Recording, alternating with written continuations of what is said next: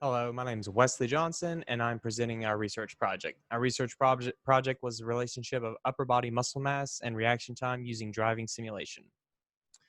A little bit about the background. Older adults' relationship with upper body muscle mass is essentially what we're investigating.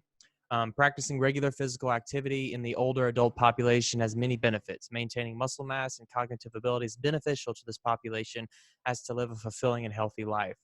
However, it is unknown if maintaining upper body muscle mass has a direct correlation to reaction time and cognitive ability. So that is essentially what we're going to be analyzing for our research project. Muscle mass and versus reaction time. Studies have shown that BMI does have an impact on reaction time. In other studies, subjects with higher or lower than normal BMIs had a longer reaction time. And we know from these studies that BMI does affect reaction time, but for the purpose of our study, we want to investigate muscle mass, and it's very difficult to get lean muscle or lean tissue measurements from a BMI. So we're going to be using a DEXA scan, and based on this study, DEXA scan will give a more accurate reading of body composition and muscle mass, thus aiding in our study and discerning a statistical difference. So a study in 2015 found more than 6,800 older adults were killed and another 260,000 were treated for motor vehicle crash injuries. Some tasks have been shown to become more and more complicated as age progresses. Tasks that specifically involve a large focus on cognition and reaction time may prove problematic for older populations. So essentially, from this study, we know that driving is probably one of those tasks that's difficult for a declining population just because it requires a higher order cognitive function and reaction time. So we have a problem. We don't know if there's a correlation between upper body muscle mass and reaction time in older adults. We know that reaction time is going to decline in older adults based on these previous studies that we just looked at. And that's why there's higher incidences of motor vehicle accidents, because reaction time is declining. But we don't know if muscle mass is there a correlation between reaction time and muscle mass.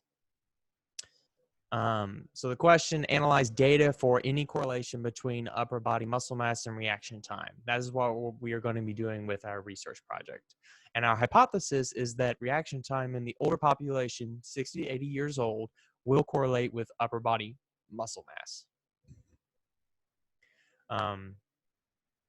Our study design, it's a correlational study design, and our sample size is 50. We have a very small inclusion criteria, but a very large exclusion criteria, and we'll get to that in just a minute. For our inclusion criteria, participants were recruited from Lexington, Kentucky, and the surrounding areas. Basically, they were given flyers in the mail with a phone number for them to call if they were interested. They called, and there was a recruiter that it took about 15 minutes, and they screened them to see if they met the criteria for for our research project. And the participants had to be between the ages of 60 and 80 years old. For our exclusion criteria, left-handedness, because brain activation patterns may be different in left-handed or ambidextrous individuals. Pregnancy or suspicion of pregnancy, because the effects of a strong magnetic field are unknown. Presence of metal that cannot be removed from the body. Having suffered a major head injury and or concussion. Having been diagnosed with a neurological disorder. Being on medication that affects the central nervous system.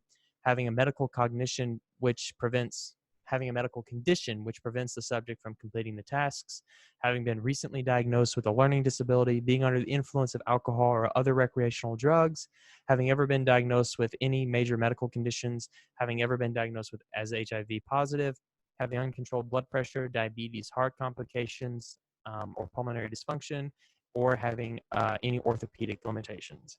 And we have a large exclusion criteria because we really want the study to be specific to muscle mass alone. We're using two instruments for our dependent measures. One is the DEXA scan, and it's going to be a measurement of upper body muscle mass, and a driving simulator.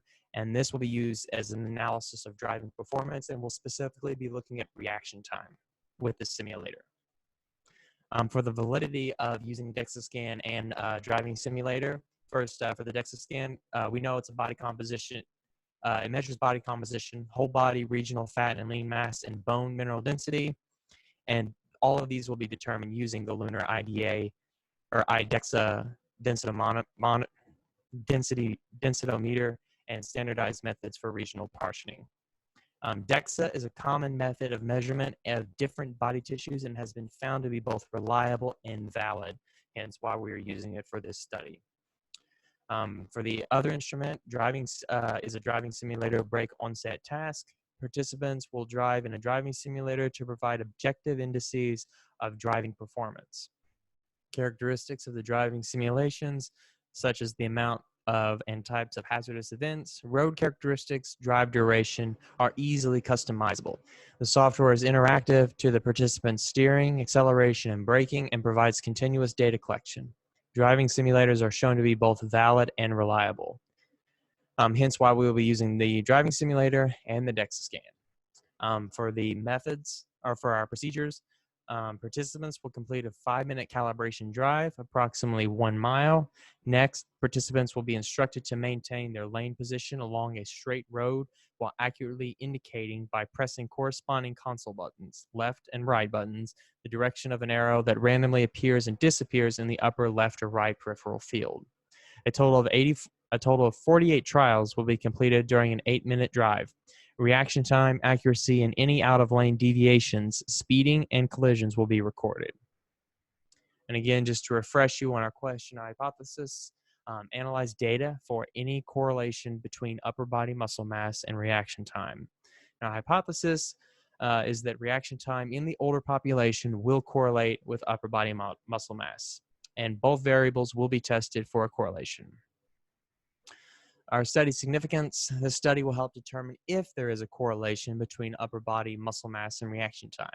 And if a strong correlation is found, which is what we're hoping for, it may aid in other studies to one day allow for a treatment modality to improve the many cognitive and musculoskeletal issues that older adult populations experience. And that is our research project. Thank you.